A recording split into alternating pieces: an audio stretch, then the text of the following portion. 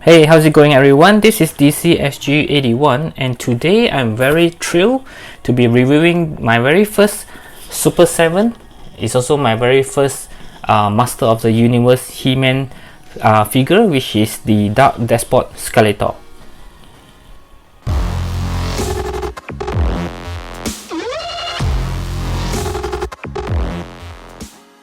Okay, so this is the packaging. So right out of the brown box, it's very cool looking. It certainly reminds me of how the action figures used to be packaged when I was young in the 80s or around the 90s era. And I really feel a bit not wanting to open it up because I really like the packaging, and this package is not how do I put it, not collector friendly, because once you open it and that's it. I mean, you can throw away the package. You can't really like put it back and expect it to be in mint condition, because these are they call it, I think they call it the cardboard kind of packagings. Yeah, and they also comes with something that you can hang. Yeah, if you are those collectors who hangs the figures on your wall without opening up, yeah, so they actually thought of that. So yeah, it's very nice packaging, as we can see, collector's choice. And I don't know why they call it the Dark DESPOT Skeletor. This is actually the movie versions of the Master of the Universe, aka He-Man movie. I don't know how many of you actually watched that movie, but I think those of us who are born in the 80s or early 90s, yeah, should have watched this movie. It's not that bad. I mean, it's not great, but it's not bad as well. I mean, for me, it's something, you know, this is the only He-Man movie that ever been made, if I'm not wrong. Yeah, so it's pretty good, I would say. Especially you can see the Skeletor is being made up very nicely during that time. Yeah, of course now they can do even better, I think. Yeah, so this is the back of the box. You can pause the screen and read it if you want. It's a very lengthy history or information about this Skeletor. Okay, and then this is the they actually made 4 right now. You can see He-Man here. Okay, it's the one I have, and this is one of his commanders, and I was tempted to get this one, the God Skeletor, which appears not that long, I think just a few minutes before he turned back into this form. Yeah, this is like the his ultimate form.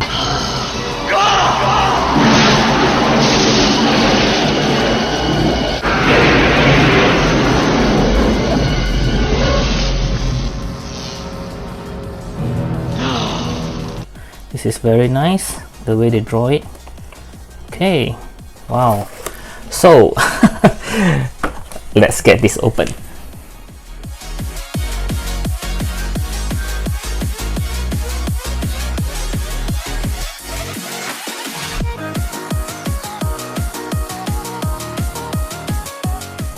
Okay, so I have removed the boxing, and I'm still keeping it inside the plastic wrapping. It's because I just want to show it to you guys that somehow I just want to record this now, because just find it very nice. It's like a, I don't know how to put it, it's like a very historic, very memorable time that I just wish to share with you guys. I just find this to be like, it's like my childhood, you know. It's like during childhood I remove my toys, you know. I just have the kind of go back to memory lane kind of feelings. Yeah. Wow. Okay. Wow, just look at this figure. Oh my god, this is so good. Wow. Okay, now let's take a closer look. Just look at the details. Oh my god. Wow, I just like the details of the eyes. Can you see the eyes right inside the skeleton? Okay, wow. Okay, and wow, the details on the armor. This is good. By the way, this is my first Super 7 figures. I have no idea or any expectations because I don't know how their product is. Okay, so that's why this is my very first He-Man figure. Yep, somehow when I talk about He-Man, I know you guys would, I mean, at least for me, you will notice it will relate back to Thundercats. Yeah, to me these two somehow these two are my childhood kind of like watching. I always watch these two, He-Man and Thundercats, together. But for He-Man, I will always like the bad guy, which is Skeletor, and for Thundercat, I will love Lion-O. The one is the hero and one is the villains. Yeah, somehow I don't know why I don't like Thundercats Momra. Yeah, and I don't really like He-Man. Yeah, the hero He-Man. Yeah, somehow I just like the villains, and that one I like the hero. Yep. So which is why I didn't get the He-Man from this series, but I think now I would have to, because I really like them to pair up together. Okay, wow, just look at the armor. It's very, very nice. And this is his weapons, I guess. Wow, this makes me want to rewatch the movie again. Wow, just look at this. It's not painted on, it's actually sculpted. Very, very nice. My god, just look at the details. Wow. And the belt. And this, of course, is a soft plastic. Yeah, and this, it doesn't hinder anything, any movement. Yeah, and I just like the this area here is like the hoods. As you guys have known, I'm a big fan of hoodie characters. Yeah, such as Assassin's Creed or the recent Doom. Yeah, I just kind of like characters in hoodie. It just makes the character look so much cooler. And just take a look at the hands. Wow, the armors. My god, this is well done. So let's take a look at the articulations. Okay, so for the articulation, as always, we start with the head. So let's see. Okay, yeah, the head can turn around pretty limited, as you can see, because of this portion here. Although it's soft, but it kind of hinder it. Yeah, but you can still turn pretty much. Looking down and looking up is not happening very well. Yeah, I would say nothing at all. It just can't really seems to look up and look down. Okay, and as for the hands and arms, wow, there's a lot of hinderings, especially on the cape area, the shoulder. So he can only move this much and can turn up pretty much. There's a bicep swivel here. Okay, but he can't turn that much because of another shoulder pad. Okay, let's see. Yeah, it's pretty restricted here. And there's a single, yeah, it's a single joint elbow. Okay, this is the best it can go. Okay, and the hands, they are movement as well, of course, but there are no interchangeable hands, which is quite a bummer. Maybe it's not a thing for the Super 7, I'm not sure. Yep, so you can turn at the waist. Okay, and there's you can actually bend it forward, but it's not happening in my ones. Let's try again. Yeah, nope. Yeah, okay, bending backwards is happening, but bending forward not much. Okay, actually it's like not. Okay, this is maybe how he stands straight. Bending forward just tiny bits, turning backwards is a lot more. Okay, yeah, I'm not sure whether this is normal, okay, or is it just mine. Okay, as for the leg articulations, I think it was pretty hindered by this two piece, although it's a soft tunic or plastic. Yeah, it's a soft one. Okay, let's see, there's no leg swivel. Oh yeah, maybe there is, just a tiny bit. Let's see. Yeah, there is some. Okay, and kicking forwards, not much. Kicking backwards, definitely not much, because of all the hinderings of the capes, the tunic, everything's split.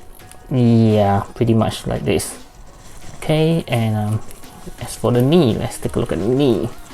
It's a single joint knee. Yep, just like the hand. Okay, single joint knee. Oh, I didn't notice there's another skeleton emblem here. Very cool. Okay, you can see that it's painted in some sort of like the bronze color. Very nice. Okay, and the legs, they are movement, of course.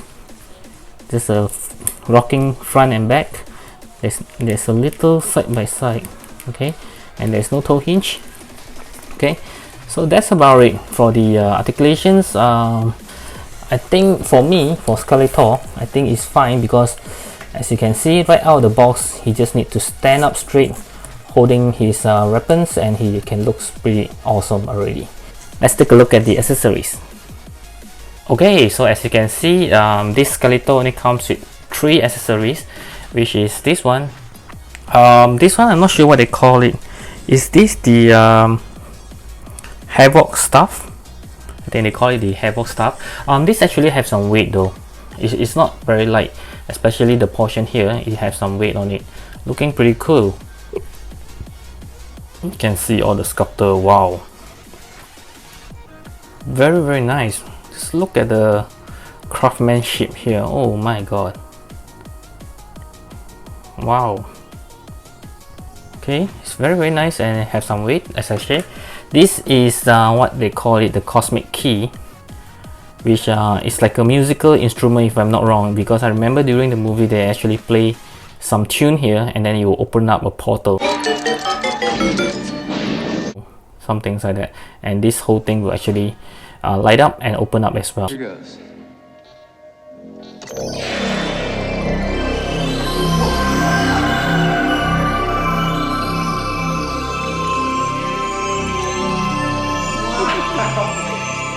It's very cool things to see during that time. I still remember how I was like mesmerized by the function of this thing. I was like, wow, this thing is cool. And now that I have it, I find it very cool as well. And you can see it's just full of details. Although there's nothing that's movable here, but you can just see the craftsmanship. Wow, it's very nice. My god. Okay, and some parts are very sharp as well, just be careful. Okay, and we have this one. This one I'm not so sure what is it called.